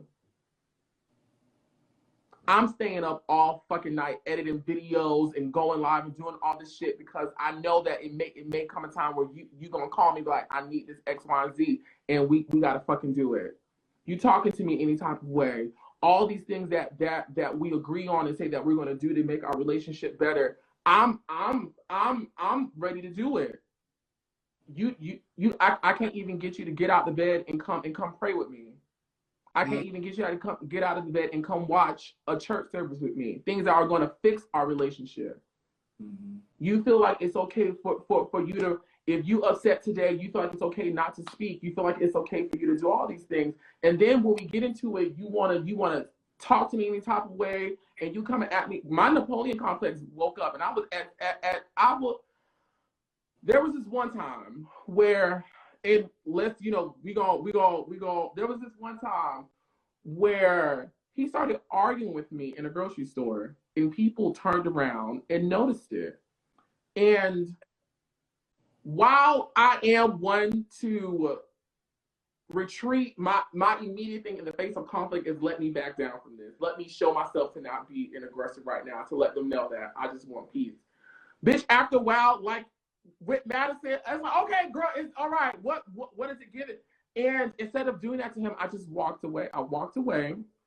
I called the Uber. I left him standing right there. I called the Uber and I went home. And then he was like, well, you should never walked away. And all I'm like, well, I'm steady telling you we should be having this conversation right now. People are looking at us.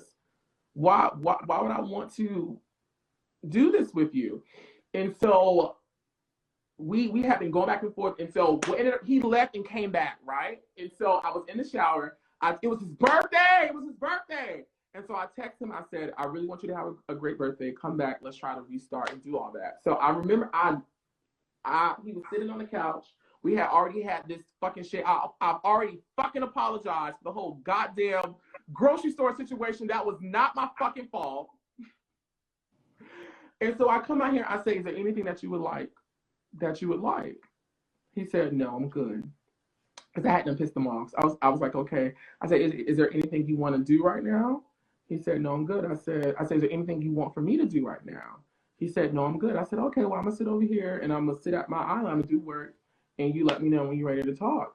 And so about 3 minutes go by. And all of a sudden, I just hear, why the fuck I came back?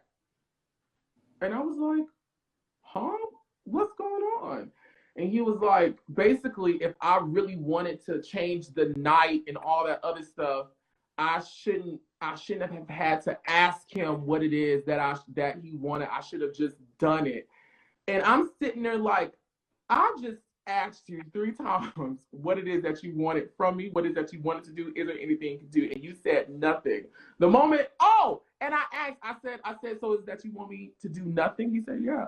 So I've asked you all these things, and when I do exactly what it is that you want me to do, you're screaming at me, Craig. He was rolling up. Oh my God, I felt so bad. Ooh, Craig, I felt so bad. He was yelling.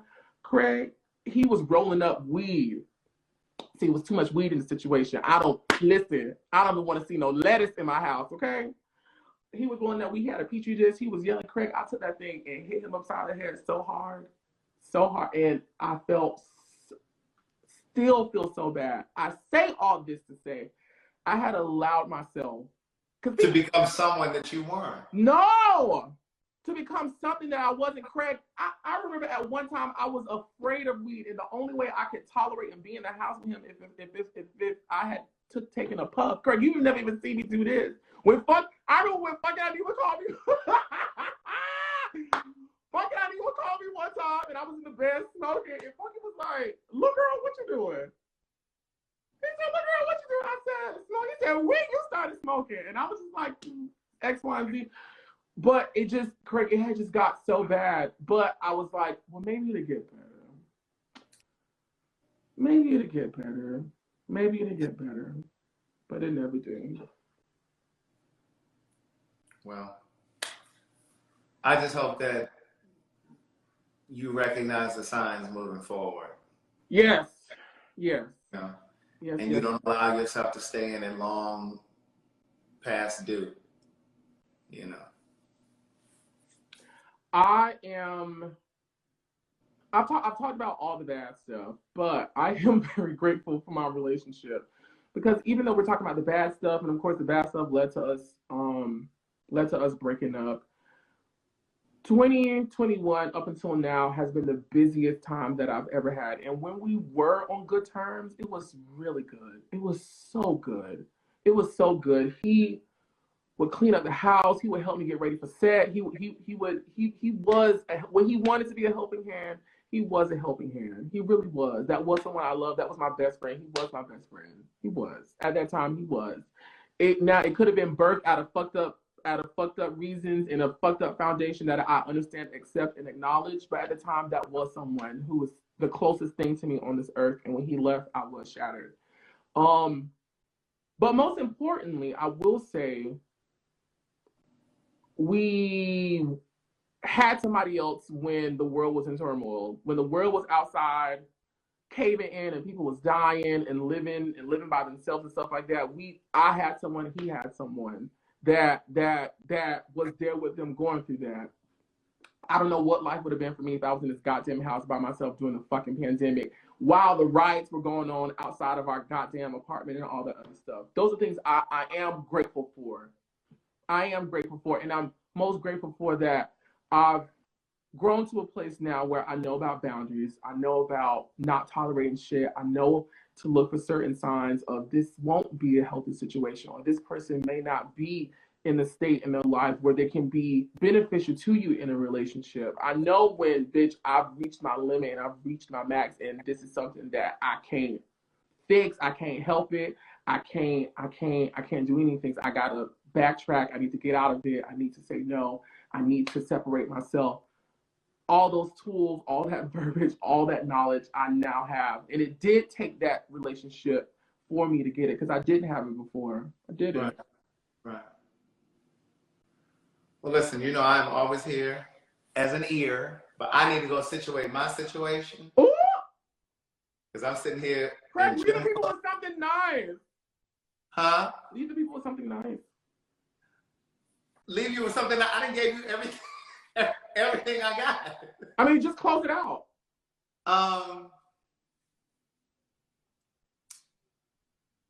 What I would say to you is the thing that I've learned about relationships. You spoke a lot about the pain and the emotional stuff. Don't allow it to scar you, so that when you go into the next relationship, that you don't really allow yourself to really enjoy it and bask in it and breathe it all in. Because when I experienced an emotional pain, it was hard for me to really, really enjoy the next relationship that came after that. Because I was always waiting for that person to let me down, right? And so I didn't really want to celebrate it. I didn't want to really, be too excited about it. I didn't want them to know how much I liked them or I was into them or whatever, because I was just afraid. That was just my emotional, that was my wall, my emotional wall. But now I go into it with a full open heart. Not from day one. I'm not saying day one, but you allow a person to come into your life and really take space in your life. And so I've done that, and what I'm very clear is that I can survive anything, even another heartbreak. And so can you. Like, you can survive anything. So don't ever be like so afraid, to be in it and to enjoy it. Because if you're gonna go into it like that, then there's no point in being in it. You know what I'm saying? And a lot of times people say, well, I'm ready for my relationship, but you're really guarded. People can sense that. People can sense if you're a block of ice, people know you're a block of ice. Mm-hmm. And if you're really guarded, right? So my advice is always to sit still, be single, work through your shit, because we all have it. And even after you work through that shit, once you get into the relationship, new shit is gonna come up for you to work on, because there's certain stuff that's gonna appear once a person comes into your life. It's not even gonna present itself until somebody shows up. Because again, like I said at the beginning of the conversation, the people that we get into relationships with mirror us and the things that we need to work on. And the only way that we can get to work on that stuff is if somebody shows up. So even while you're single, you're cleaning yourself up, just know that there's another level of growth in, once you get into it with somebody. And just be open for the lessons. That's what the relationships are about. Be open to the lessons. Mm-hmm. And that is the most exciting thing that's going on. Like, I'm in a way, way, way, way better place than I was a month ago, 2 months ago, 3 months ago, 6 months ago. I feel, I again am appreciative of that relationship, because there were so many things about me that I did not know I was suffering from, because it wasn't manifesting itself in certain ways. So I didn't know. And it's caused me to take an inner look into myself and really Yeah, and really do the work, trying to uncover, trying to reconcile, trying to figure out, trying to be at peace with things, trying to set up new things in my life that won't take me back to this place so that I can live a healthy life, a healthy life. And Craig, I am proud that, like I said, he texted me today. Eddie a month ago, 2 months ago would have been, crying, been like, "Oh, I want to see you. I want you to come home," and all that stuff. I had a conversation with him, and I left it at that. Men have come in my life, girls talking to things and the things, and I'm just like, well, da da da da da. Certain situations and different facets have come up, and I'm exercising the growth that I speak of, and that really, really makes me proud to know that I'm finally sticking up for myself and Do making you sure think that I'm being responsible for myself so that I can live a healthy, fruitful life. do you think that if he said to you, "Okay, listen, I got it. I know what I did wrong. I want to come home," what do you say? No, no. In order from, and I don't hate him because I honestly don't think he did anything on purpose. I honestly truly believe he did the very best that he could at, So at, at that sure that time. there's not. You sure that there's nothing that he could say? I would have to see change, Like I Oh, text. so you still aren't clear. Oh no. No, no, no, no, no, no, no, no, no. Damn So it. I he could wish I still could read. so I wish I he could could read the still text come back. message. Huh? So he could still come back. No, he cannot. You said In order for me to say yes, you could come back, I would have to see that he is now an open-minded person, that he has integrity, that he is living life by himself, fully by himself, that he has an open mind, he's not being selfish, and we would have to date for a substantial amount of time for me to see that this isn't just something that's be done. Listen, Craig, I've done so much work. I've spent a lot of money with therapists. I spent a lot of time crying. I spent a lot of time trying to do this work. Bitch, I'm not undoing it. I don't give a fuck what on the inside is going on. I don't give a fuck. I'm moving forward. I can't go back. That's not what the man above wants for me. He don't want me to all to right. to. Well, if you saying all of this, then you shouldn't be saying, "Well, I would have to seek change." I mean, I don't. I guess so. I guess so. I guess so. No, I'm saying if you're saying you're moving forward and this, that, and the Hmm. third, then the previous sentence shouldn't be, "Well, I would have to seek change in order for him to come back." Oh, okay. Okay. I accept that. All right. Well, listen. Thank you Well, guys. well, well, well, well, explain it to me. Explain it to me, just so I can make sure I understand. For me, in order for him to come back or for us to entertain a relationship, I would have to see all the things that were problems worked on. But you telling me don't do that. Tell me, educate me, because I'm still I'm.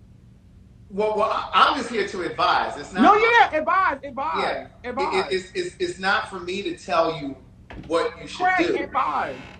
but it's not for me to tell you what you Uh huh. should do. Yeah. No, I'm listening.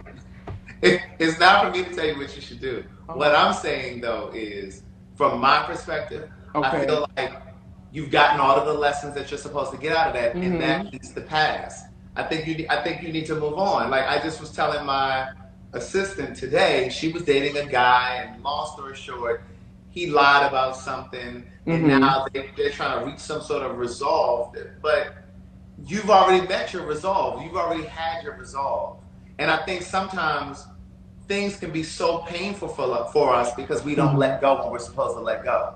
I think Correct. every relationship has its expiration date, Correct. Uh either huh. because we both got to die or because it's run its course. And Mhm. I believe that, just from my perspective, I believe that relationship has run its course. Okay, I But got you. but I but got you. sometimes we can punish ourselves by putting ourselves back in the situation because it feels familiar, because of the nostalgia, because Mhm. I still love him. You can love him, but you can love him from over there. Just because you love him doesn't mean you need to be back in a relationship with him, and he certainly don't need to be back in your house.